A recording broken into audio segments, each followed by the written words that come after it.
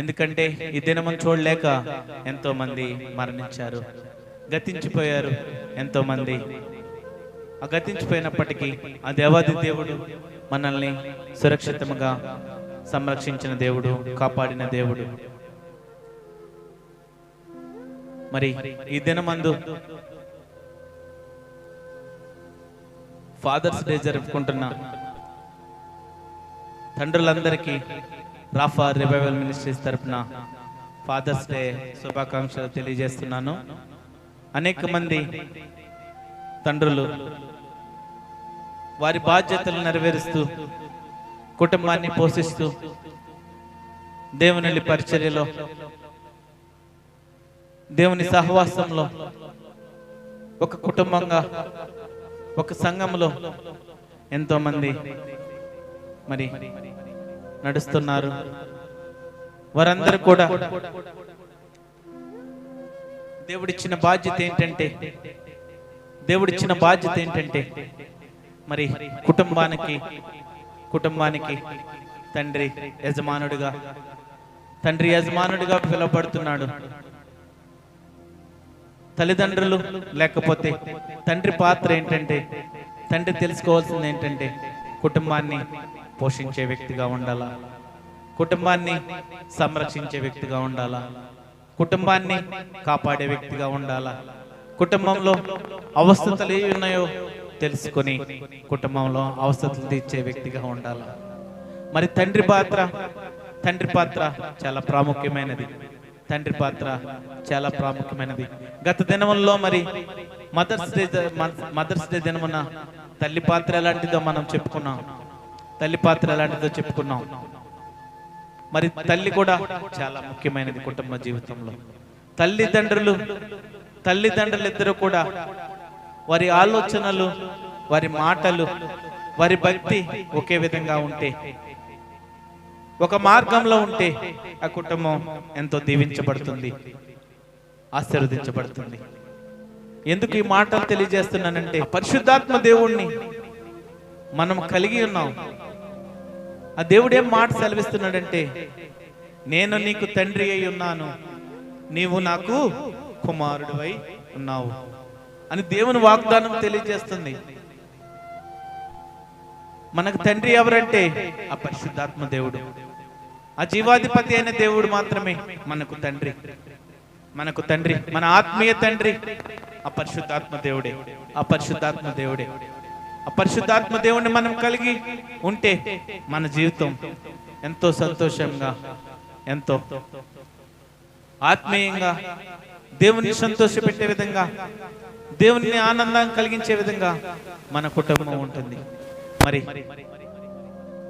తల్లిదండ్రులకి ఇచ్చిన పాత్రను, తల్లిదండ్రులకు ఇచ్చిన బాధ్యతలను కుటుంబంలో జాగ్రత్తగా విధులను నిర్వహిస్తూ, మరి ఆ పిల్లలను సంరక్షించుకుంటూ, ఆ పిల్లలు చిన్న వయసులో నుండి ఏ విధంగా ఉండాలా, తగిన బోధ, తగిన శిక్ష చిన్న వయసులో నుండి తల్లిదండ్రులు నేర్పించాలా. కొన్ని విషయాలు చూసుకుని మనం ఫాదర్స్ డే కోసం కొన్ని విషయాలు చూసుకుని మనం వాక్యంలోకి వెళ్దాం. కొన్ని విషయాలు మనం ఫాదర్స్ డే కోసం చూద్దాం. ఎఫెసీయులకు రాసిన పత్రిక 6వ అధ్యాయం, మొదటి నుంచి 4వ వచనం వరకు చదువుదాం.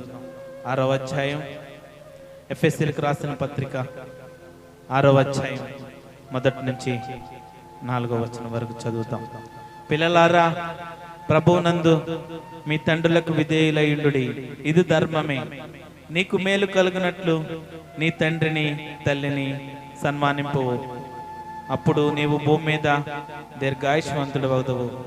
ఇది వాగ్దానంతో కూడిన ఆజ్ఞల్లో మొదటిది. తండ్రులారా, మీ పిల్లలకు కోపము రేపక ప్రభు యొక్క శిక్షలోను బోధలోను వారిని పెంచుడి. ఈ ఫాదర్స్ డే సందర్భంగా తండ్రులకు దేవుని మాట ఏం సెలవిస్తుందంటే అపుస్తుడైన పౌలు భక్తుడు ఎఫెసీయులకు పత్రికకు ఏం రాశాడంటే, తండ్రులారా, మీ పిల్లలకు కోపము రేపక ప్రభువు యొక్క శిక్షలోను బోధలోను వారిని పెంచుడి. మరి తండ్రులకు ఇక్కడ మాట ఏముందంటే, మరి దేవుని బోధలో పెంచమంటున్నాడు, దేవుని శిక్షలో పెంచమంటున్నాడు. దేవుని బోధలో పెంచినప్పుడు, దేవుని శిక్షల్లో పెంచినప్పుడు వారు జ్ఞానవంతులుగా, బుద్ధిమంతులుగా, దేవునికి ఇష్టలుగా చిన్న వయసులోనే వారు దేవుణ్ణి వెంబడిస్తే, అటువంటి వ్యక్తులు బైబిల్లో చిన్న వయసులో నుండి, బాలుడైన సమయలు మరి చిన్న వయసులో నుండి దేవుణ్ణి స్తుతించాడు, దేవుణ్ణి ఇష్టడిగా ఉన్నాడు. మరి తండ్రులైన మనము, ఈ లోకంలో ఉన్న తండ్రులైన అందరు కూడా పిల్లలను కోపం రేపక ప్రభు యొక్క శిక్షలోను బోధలోను వారిని పెంచాల. మనం వారిని దేవుని శిక్ష, దేవుని బోధ, దేవుని ఆ మాటలు చెప్తూ భక్తిలో, దైవ భక్తిలో నిలబెడుతూ ఈ సమాజానికి, ఈ లోకానికి పిల్లలకు మనం నేర్పించే మాటలు కానీ, ఆ భయభక్తులు కానీ ఏ విధంగా ఉండాలంటే, ఫలానా వాళ్ళ కుమారుడు ఏ విధంగా ఉంటాడు, ఆ కుమారుని చూస్తే నాకు సంతోషం కలుగుతుంది, ఆ కుమారుడు మాట్లాడితే నా జీవితంలో ఆత్మీయతగా ఎంతో బలపడుతున్నాను, ఆ కుమారుడు ప్రవర్తన చూస్తే ఒక బుద్ధిమంతుడు ప్రవర్తనగా ఉంది అని మనం చిన్న వయసులో నుండి సామెతల గ్రంథంలో బాలుడు నడవలసిన త్రోవను బాల్యమందే వానికి నేర్పుమని మాటలు ఉన్నాయి అక్కడ. మరి బాలుడు ఎప్పటి నుంచే మరి కుమారుల్ని, కుమార్తెలను, పిల్లలను తండ్రులు వారికి సమయాన్ని కేటాయిస్తూ వారిని దేవుని శిక్షలోను, దేవుని బోధలోను, క్రమశిక్షణలోను వారిని పెంచాలి. వారిని పెంచకపోతే వారి పెద్దవారైనప్పుడు మన మాట వినరు. వారికి చిన్న వయసులో నుంచే భయం చెప్పకుండా మనం వదిలిపెట్టేసామంటే పెద్ద అయిన తర్వాత వారు మన మాట వినరు. ఈ లోకంలో ఒక సామెత ఉంటుంది, మొక్కై వంగనది మానే వృంగున. మరి చిన్న మొక్కగా ఉన్నప్పుడు మనం దాన్ని ఏ విధంగా వంచితే ఆ విధంగా వెళ్తుంది, మరి పెద్దదైనప్పుడు దాన్ని మనం వంచలేము. లోకంలో అనేక సామెతలు ఉన్నాయి, కానీ నా దేవుడు ఏం మాట సెలవిస్తున్నాడంటే, బాల్యమందే వానికి దేవుని శిక్షలోను, దేవుని బోధలోను వానికి నేర్పించాలి. తండ్రి బాధ్యత, తల్లిదండ్రులుగా బాధ్యత, వారి పిల్లలకు కోపం రేపక ప్రభు శిక్షలో, ప్రభు బోధలో వారిని మనం పెంచాలి. సామెతల గ్రంథము 1వ అధ్యాయం 8వ వచనం చూద్దాం. సామెతల గ్రంథము 1వ అధ్యాయం 8వ వచనం చూద్దాం.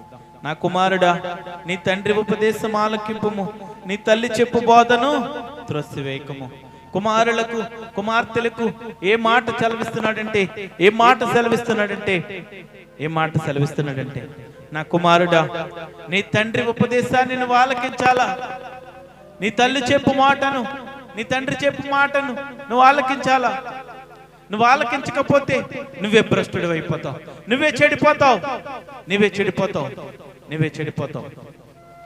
నువ్వు భ్రష్టుడిగా ఉండాలనుకుంటున్నావా? నువ్వు చెడిపోవాలనుకుంటున్నావా? అవి నీ చేతిలోనే ఉంది, ఆలోచన నీ చేతిలోనే ఉంది. ఆ ప్రభు శిక్షలోను, ప్రభు బోధలోను తండ్రిని నిన్ను నడిపించినప్పుడు నువ్వు బుద్ధిమంతుడిగా ఉంటావు. యథార్థంగా ఆ దేవుణ్ణి సహవాసం చేస్తావు, యథార్థంగా ఆ దేవుణ్ణి విజ్ఞాపన చేస్తావు. సహవాసం చేసి దేవునికి నమ్మకంగా ఇష్టడిగా ఉంటావు. నీ తండ్రి ఉపదేశాన్ని నువ్వు ఆలకించకపోతే, నీ తల్లి చెప్పు బోధను నువ్వు చెడు ద్రోవ పెట్టి పక్కన పెట్టి మాట వినకపోతే నువ్వే నష్టపోతావు. తండ్రులుగా కుమారులకు చెప్పవలసిన విషయాలు, కుమార్తెలను ఏ విధంగా నడిపించాలా తల్లిదండ్రులుగా తీసుకోవాల్సిన బాధ్యత తండ్రులుగా ఈ ఫాదర్స్ డే దినమున మీ అందరికి తెలియజేస్తున్నాను, తల్లిదండ్రుల పాత్ర ఏంటి, కుమారుల పట్ల కుమార్తెల పట్ల ఏ విధంగా ఉండాలా. నా ప్రభు ఏం చెప్తున్నాడంటే, ప్రభు బోధను, ప్రభు శిక్షను కుమార్తెలకు కుమారులకు నేర్పించమని చెప్తున్నాడు. కుమార్తెలకు నేర్పించమంటున్నాడు, కుమారులకు నేర్పించమంటున్నాడు. పిల్లల కోపం రేపకుండా మరి ఆ బోధలో నడిపించమంటున్నాడు. పిల్లలు కూడా పిల్లలుగా పిల్లపడుచున్న ఈ లోకంలో అనేక మంది ఉన్నారు. వారు తల్లిదండ్రుల ఉపదేశాన్ని, తల్లిదండ్రుల బోధను విడిచిపెట్టొద్దు, త్రోసివేయొద్దు.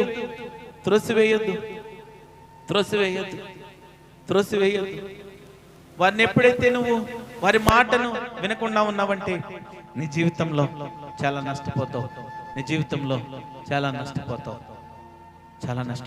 పరిశుద్ధ గ్రంథాన్ని పట్టుకున్న నీవు, ఆ దేవుని వాక్యాన్ని ఎరిగి ఉన్న నీవు, పరిశుద్ధ గ్రంథం నీ తోడుగా తీసుకెళ్లే నీవు దేవుని మాటలను, దేవుని ఆజ్ఞలను గైకొనాలా.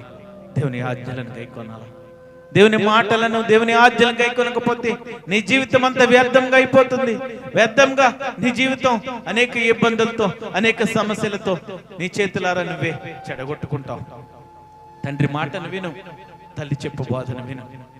వారి నీ మంచి కోసమే, నీ కోసమే ఆలోచిస్తారు.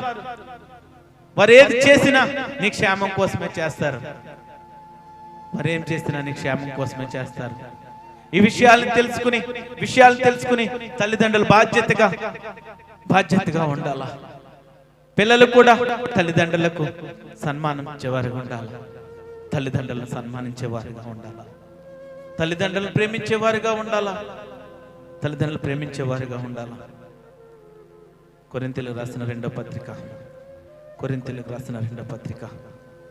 6వ అధ్యాయం.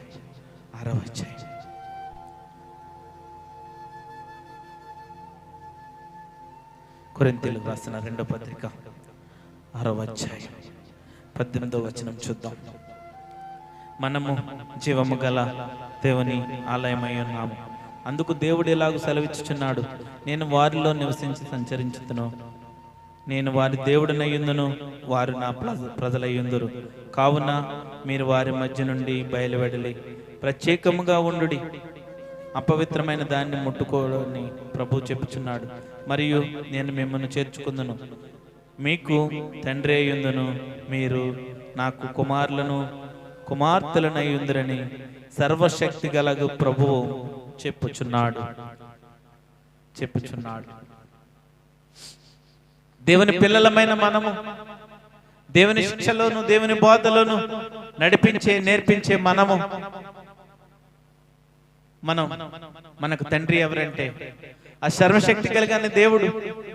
మనకు తండ్రి ఎవరంటే సర్వశక్తి కలిగిన దేవుడు. ఈ లోకంలో తల్లిదండ్రుల కోసం మనం ఆలోచించాం, ఈ లోకంలో తల్లిదండ్రుల కోసం మనం మాటలు తెలుసుకున్నాం. కానీ మన తండ్రి, మన పరమ తండ్రి, మనల్ని సృష్టించిన దేవుడు ఎవరైనా ఉన్నారంటే ఆ సర్వశక్తి కలిగిన దేవుడు, నజీవం కలిగిన దేవుడు, పరిశుద్ధాత్మ దేవుడు. అందుకే ఇలాగ దేవుడు మాట సెలవిస్తున్నాడు. ఏమని సెలవిస్తున్నాడంటే, నేను వారి దేవుడినై ఉందును, వారు నా ప్రజలై ఉందరు. ఈ లోకంలో, ఈ ప్రపంచంలో ఎంతమంది అయితే ఉన్నారో వారందరికీ దేవుడు ఎవరంటే సర్వశక్తుడైన దేవుడు, నజరేయుడైన యేసుక్రీస్తు మాత్రమే. ఆ యెహోవా దేవుడు మాత్రమే దేవుడు. ఈ లోకంలో ఉన్న మానవాళ్ళందరికీ కూడా దేవుడు ఎవరంటే ఆ యెహోవా దేవుడు మాత్రమే. ఆ సర్వ సృష్టికర్త అయిన దేవుడు, పరిశుద్ధాత్మ దేవుడు ఒక్కడే. ఈ సృష్టిని సృష్టించిన దేవుడు, ఈ మానవాళికి తండ్రిగా ఉన్న దేవుడు, అజీవం కలిగిన దేవుడు మాత్రమే. ఈ లోకంలో అనేక మంది తండ్రులుగా పిలువబడతారు, కానీ వీళ్ళందరినీ సృష్టించిన దేవుడు అపరిశుద్ధాత్మ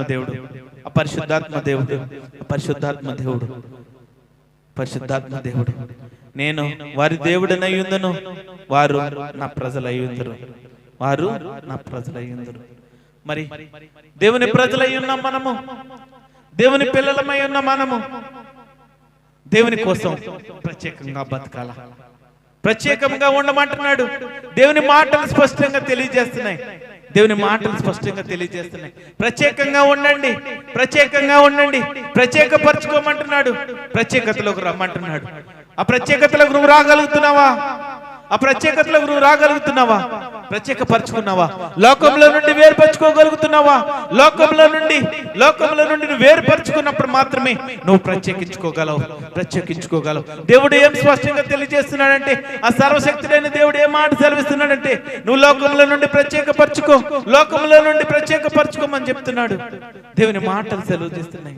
దేవుని మాటలు సెలవిస్తున్నాయి. మనకు తండ్రిగా ఉన్న దేవుడు, మనల్ని పోషించే దేవుడు, మనల్ని రక్షించే దేవుడు, మనల్ని విడిపించే దేవుడు, నిత్యము మనల్ని పోషించే దేవుడు, ఆ పరిశుద్ధాత్మ దేవుడు.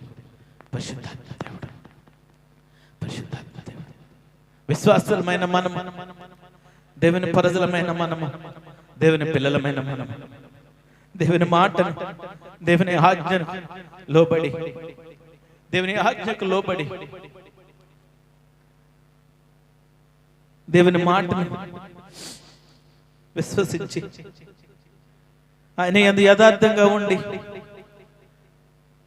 ఆయన కుమార్తెగా మనం ఉండగలుగుతున్నామా? ఆ దేవుని కుమార్తెగా మనం ఉండగలుగుతున్నామా? ఆలోచన చేసుకుంటావా? ఈ ఫాదర్స్ డే దినమందు తండ్రులకు, తల్లులకు దేవుడు చాలా చోటిగా మాట్లాడుతున్నాడు. కుమార్తెలకు దేవుడు స్పష్టంగా మాట్లాడుతున్నాడు.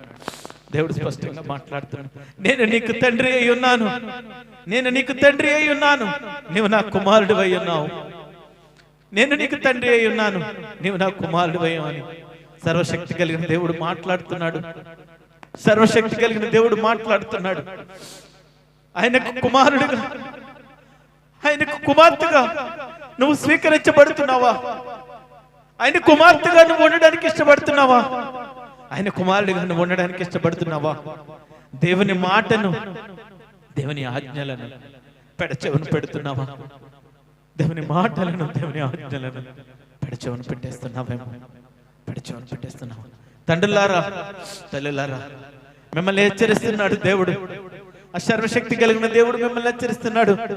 మీరు నా కుమారులు, మీరు నా కుమార్తెలు. నేను మీకు తండ్రిగా ఉన్నాను.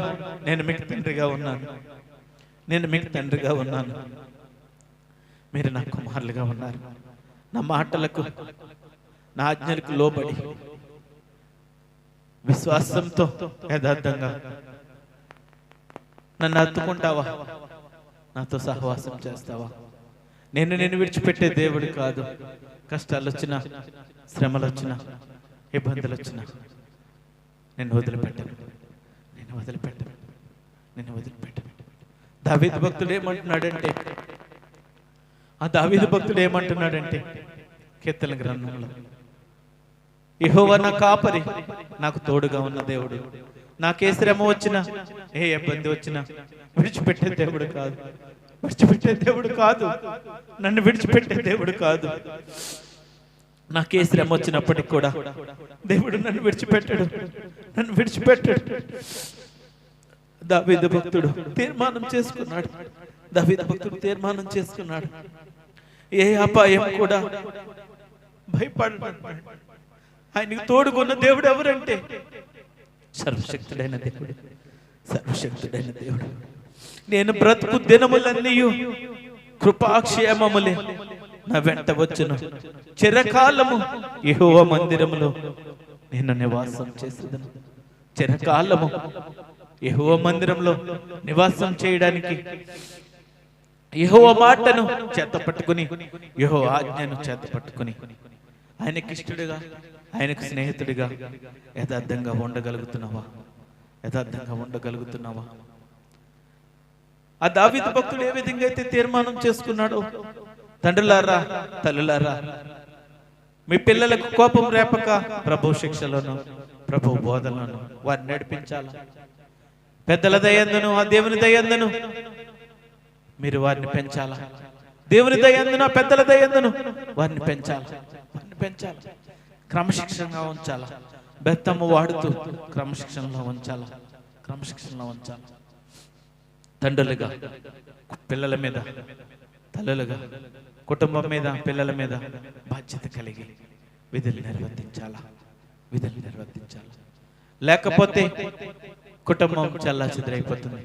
తల్లిదండ్రులారా, మీ కుమారులను, మీ కుమార్తెలను జాగ్రత్త తీసుకుంటూ, వారి మార్గాలు ఏ విధంగా ఉన్నాయి, వారి మాటలు ఏ విధంగా ఉన్నాయి, వారి ఆలోచనలు ఏ విధంగా ఉన్నాయి, ఎప్పుడు జాగ్రత్త పడుతూ ఏం చేస్తున్నారని దినదినము వారిని అబ్జర్వ్ చేస్తూ దేవునిలో నడిపిస్తే, దేవుని జ్ఞానం పెంచితే, ఆ పరిశుద్ధ గ్రంథాన్ని అలవాటు చేస్తే, ఆ పరిశుద్ధమైన జ్ఞానం వస్తే నీ కుమారులు, నీ కుమార్తెలు ఎప్పుడు కూడా ఆ త్రోవ నుండి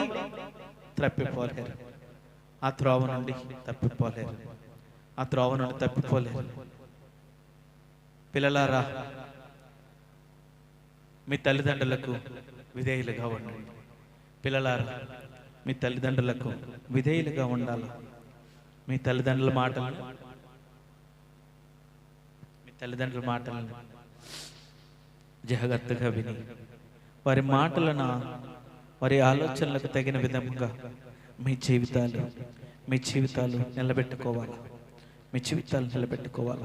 ఈ లోకంలో అనేక మంది కుమారులు, కుమార్తెలు తల్లిదండ్రుల మాటలు వినకుండా వారి ఆలోచనలు, వారి ఏదో ఆలోచిస్తూ చెడ్డ మార్గాల చుట్టూ తిరుగుతూ, చెడ్డ లోకంలో, చెడ్డ పాపంలో, చెడ్డ వాటికి బానిసైపోతూ, మత్తు పదార్థాలకు, డ్రగ్స్కు,